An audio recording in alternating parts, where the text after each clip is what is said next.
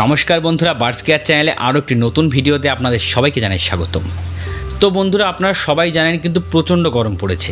আর এই প্রচণ্ড গরমে 40 থেকে 45 ডিগ্রি তাপমাত্রায় আপনার টিয়া পাখির বাচ্চার মৃত্যুর সম্ভাবনা কিন্তু 90% থাকে।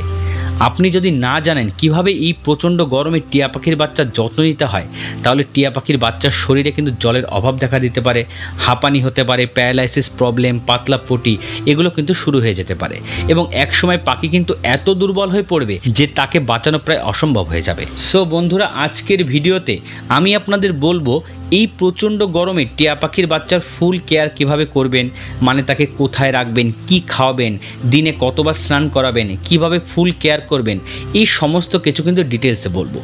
তাই যাদের ঘরে টিয়া পাখির বাচ্চা আছে তারা কিন্তু ভিডিওটি অবশ্যই শেষ পর্যন্ত দেখবেন।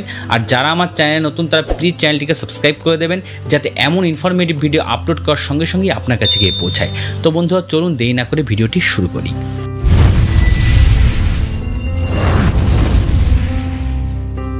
তো বন্ধুরা, প্রথমে আসি এই প্রচণ্ড গরমে পাখিকে কোথায় রাখবেন। আপনার টিয়া পাখিটি যদি বড় হয়, যদি তাকে খাঁচায় রাখেন, তবে একদম ভোরের দিকে সামান্য যে হালকা রোদ আসে সেই রোদে 5 থেকে 10 মিনিট খাঁচাটি রেখে দেবেন। আর সারাদিন পাখির খাঁচাটি ঘরের এমন জায়গায় রাখবেন যেখানে টেম্পারেচার সবথেকে কম, মানে যেখানে রোদ সবথেকে কম আসে। যদি আপনার পাখি ছোট হয়, মানে পাখির বাচ্চা হয়, তাহলে পাখির বাচ্চাকে যে বক্সে আপনি এই সময় রাখছেন সেই বক্সের চারিপাশে বেশি করে ছোট ছোট ছিদ্র করে দিন, যাতে হাওয়া বাতাস সেই বক্সের মধ্যে সুন্দরভাবে খেলতে পারে। আর একটা জিনিস মনে রাখবেন, এই সময় বক্সের উপরে কিন্তু পুরোপুরি কাপড় দিয়ে ঢেকে দেবেন না, উপরটা সবসময় খোলা রাখবেন। এবং ঘরে যদি পাখা চলে তবে ডাইরেক্ট পাখার নিচে কিন্তু কখনোই রাখবেন না, যতই গরম পড়ুক ডাইরেক্ট পাখার নিচে রাখবেন না। ঘরের একটা কর্নারে রেখে দেবেন যাতে পাখার হাওয়াটা হালকা হালকা ওদের গায়ে গিয়ে পড়ে, কারণ এই সময় কিন্তু পাখির শরীরে লোম কম থাকে, তাই ডাইরেক্ট যদি পাখার নিচে রাখেন এদের ঠান্ডা সর্দি লেগে যেতে পারে। এবার আসি প্রচণ্ড গরমে পাখি কি খাওয়াবেন। প্রথমত, পাখি যদি হ্যান্ড ফিডিংয়ে থাকে তবে এই সময় হ্যান্ড ফিডিং ফর্মুলাটা একটু পাতলা করে বানাবেন এবং কখনোই পাখিকে পেট ভরে খাওয়াবেন না।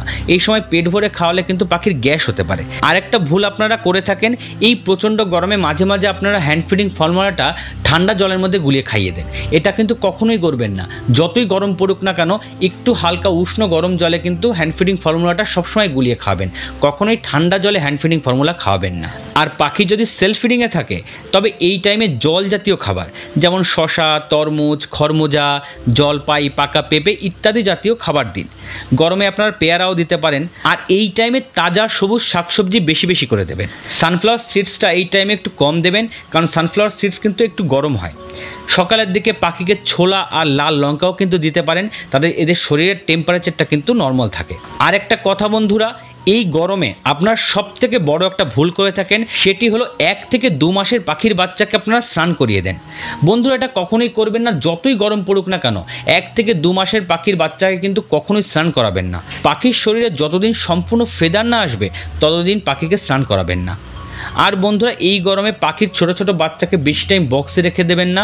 দিনের মধ্যে অন্তত 2 থেকে 3 ঘন্টা আপনার বেডে হোক বা নরম কোনো জায়গায় হোক খোলা হাওয়ায় এদের অবশ্যই রেখে দেবেন। তাতে কি হবে, বক্সের মধ্যে সারাদিন থাকলে এদের গুমসুম একটা ভাব হয়। আর যদি খোলা হাওয়ায় রাখেন তাহলে এদের শরীরের টেম্পারেচারটা কিন্তু একটু নর্মাল থাকে, তাতে এদের হাঁপানি, শ্বাসকষ্ট, প্যারালাইসিস এই প্রবলেমগুলো হাত থেকে এরা বেঁচে যায়। তো বন্ধুরা, এই সমস্ত নিয়ম যদি আপনারা ফলো করেন তাহলে এই প্রচণ্ড গরমের হাত থেকে কিন্তু আপনার পাখিটি বেঁচে যাবে। তো ফ্রেন্ডস, ভিডিওটি যদি আপনার পাখির জন্য একটু ইনফরমেটিভ হয়ে থাকে, একটু হেল্পফুল হয়ে থাকে, তাহলে প্লিজ ভিডিওটিকে লাইক করবেন, শেয়ার করবেন। আর আমার চ্যানেল নতুন হলে প্লিজ সাবস্ক্রাইব করবেন। তো আজকের মতো এখানেই শেষ করছি। শুভরাত্রি।